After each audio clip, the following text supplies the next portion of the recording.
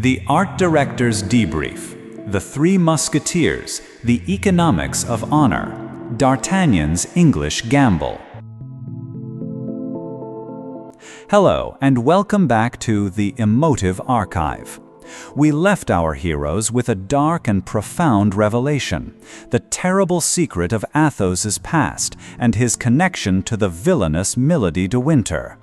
The shadow of this woman now hangs over them all, but the drums of war wait for no man, and the practical necessities of the siege of La Rochelle press upon them.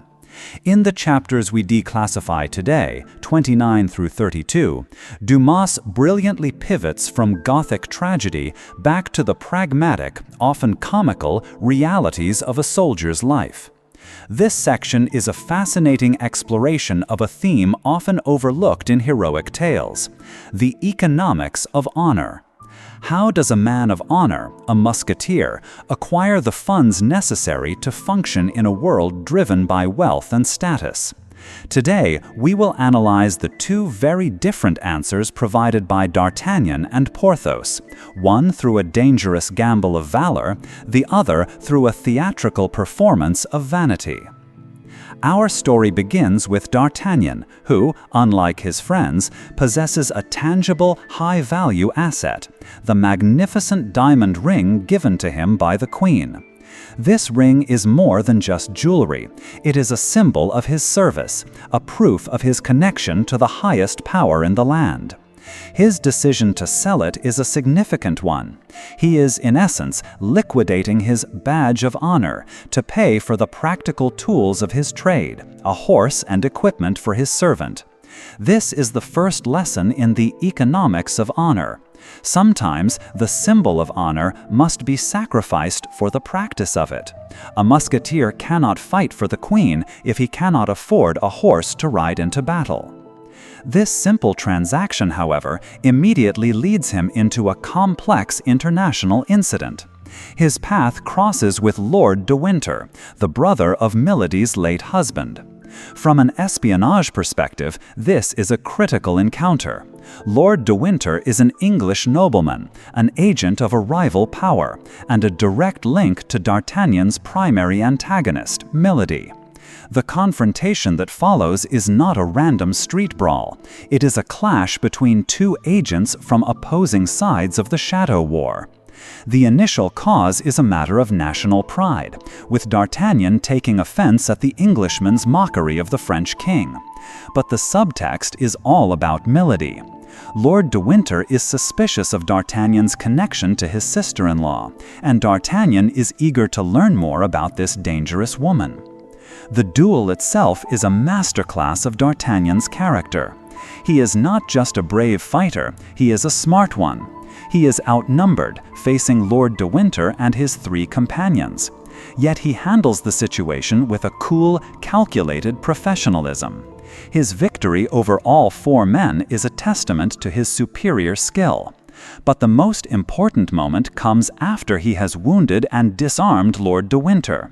He spares his life. This is not just an act of mercy, it is a brilliant strategic move.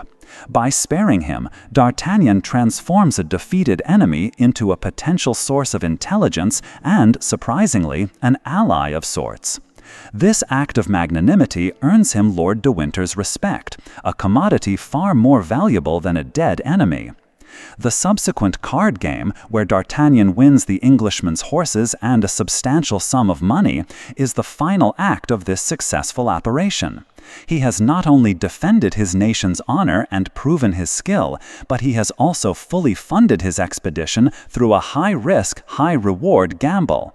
He has turned a dangerous confrontation into a profitable enterprise, a perfect example of a successful field agent turning a crisis into an opportunity. While D'Artagnan acquires his fortune through valor and risk, Porthos, in chapter 32, demonstrates an entirely different but equally effective method of resource acquisition. We revisit the world of Porthos, the social engineer, the master of illusion. Having successfully charmed the funds out of his mistress, Madame Coquenard, in the previous chapters, he now hosts a lavish dinner to display his newfound wealth. This dinner is not just a party, it is a performance, a strategic display designed to solidify his public persona as a man of great means and importance. The scene is a comical masterpiece. The dinner is extravagant, the wine flows freely, and Porthos is in his element, boasting and telling grand stories. His friends, D'Artagnan and Aramis, play along, acting as impressed audience members, thereby lending credibility to his performance. The entire event is a carefully constructed illusion. Porthos is not just enjoying his money, he is investing it in his own brand. In the world of 17th century Paris, a man's reputation, his credit, was everything. By throwing a lavish party, Porthos is signaling to the world, and more importantly, to his mistress's miserly husband, that he is a man of substance, a man to be taken seriously. It is a comical echo of D'Artagnan's duel. D'Artagnan earns his fortune through the reality of his skill, while Porthos secures his through the illusion of his status. Both men, in their own ways, understand the intricate dance between honor, appearance, and the cold, hard necessity of money. They are two different kinds of operatives, but both are masters of their respective trades. Now that we have anatomized the events of these chapters, let us elevate our analysis to explore the profound philosophical theme they represent: the complex and often contradictory relationship between honor and money. In the romantic, chivalric world that the musketeers aspire to, honor is supposed to be the ultimate currency. A man's worth is measured by his courage, his loyalty, and his name. But Dumas, the keen observer of human nature and society, places this idealistic code in a very real, very pragmatic world where without money, a man can do nothing. This section of the novel is a brilliant exploration of how our heroes navigate this fundamental conflict. D'Artagnan represents the classical, heroic path. He literally converts an object of honor, the Queen's ring, into the capital he needs to perform his duty. He then gambles that capital, his very life, in a duel that is also about honor. His victory is complete. He defends his honor, proves his skill, and in doing so, wins a fortune. In his story, there is no conflict between honor and money. One is a direct result of the other. His courage and skill are his primary assets, and they yield a tangible financial return. This is the idealized model of the hero, a man whose virtue is directly rewarded by fortune. His duel with Lord de Winter can be seen as a form of high-stakes international negotiation. Two agents from rival powers meet, and instead of a backroom deal, they settle their differences through a trial by combat, with horses and money as the prize. It is a romantic, almost mythic solution to a practical problem. Porthos, however, operates in the world of prose, not poetry. He represents a more modern, cynical, and perhaps more realistic approach to the problem. His honor is tied not to his actions, but to his appearance. To be honorable, in his view, is to appear honorable, which means having a fine horse, magnificent clothes, and the ability to host lavish dinners. He understands that in a superficial society, the illusion of wealth is often as effective as wealth itself. His hustle of Madame Coquenard is a performance. He is an actor, and his costume and his script are his primary tools. This is a far more morally ambiguous path. He is not earning his money through valor, but through deception, by manipulating the affections of a foolish but devoted woman. Dumas presents this not with judgment, but with a kind of amused understanding. Porthos is not a villain, he is a pragmatist, a man who understands the rules of his society and is willing to bend them to his advantage. His story is a commentary on the performative nature of social class. He is a man of humble origins who has successfully hustled his way into the appearance of nobility. By placing these two stories side by side, Dumas creates a fascinating dialogue about the nature of honor itself. Is honor an internal quality, a matter of courage and integrity, as D'Artagnan believes, or is it an external performance, a matter of appearance and reputation, as Porthos demonstrates?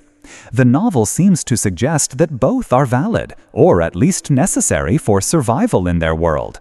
D'Artagnan's path is nobler, but Porthos's is, in many ways, safer and more sustainable. This exploration of the economics of honor also serves to set up the tragedy of the novel's most honorable character, Athos. We have seen how D'Artagnan, Porthos, and Aramis have all secured their equipment. The question of how Athos, the poorest and most proud of them all, will do so becomes a central point of suspense.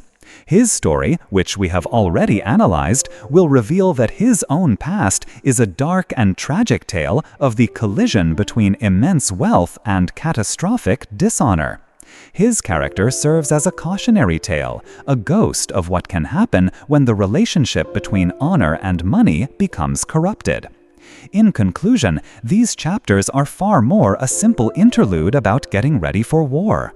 They are a brilliant and witty exploration of the practical realities that underpin a heroic life.